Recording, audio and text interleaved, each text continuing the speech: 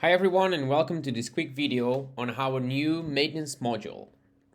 Right now on Clustermarket, if you open up your equipment overview table, you would be able to see more information about your equipment, including manufacturer, model, and maintenance contracts. You can see that all equipment right now don't have a maintenance contract in place, so we're going to go ahead and add one. On the equipment side, left side, you have maintenance contracts. This is a new model which allows you to add contract information and assign that information to your equipment. If you click on Add Contracts, you're able to specify the provider of that contracts, specify a name for the contracts, and then also upload all your files that you want to be saved against this contract entry.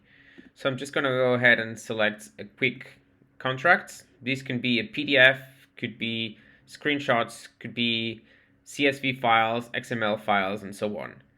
Afterwards, a very useful feature is that you can set an expiry date so you can get a 30-day reminder. So the system will automatically remind you 30 days before the contract is expiring, so you can think about renewing it or just to be aware that it's going to be gone.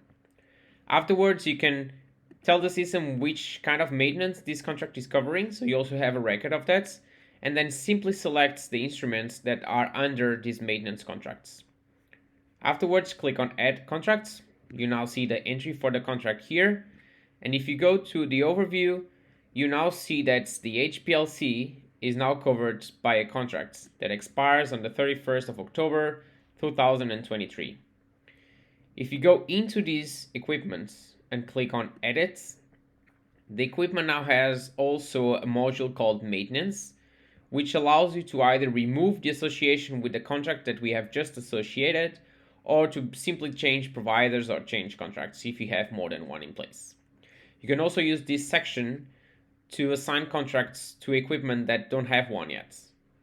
So if I, for example, choose another system here, completely random, and I edit him, you would be able to now say that yes, the instrument is covered by maintenance contracts, and at the moment we only have two providers existing, but you could select either and then select the contracts and just update the equipment with this new information so the association is recorded. And that's it. So we hope the new table and the maintenance contracts allows you to digitalize more of the parts regarding equipment maintenance. If you have any questions, just let us know. Thank you very much.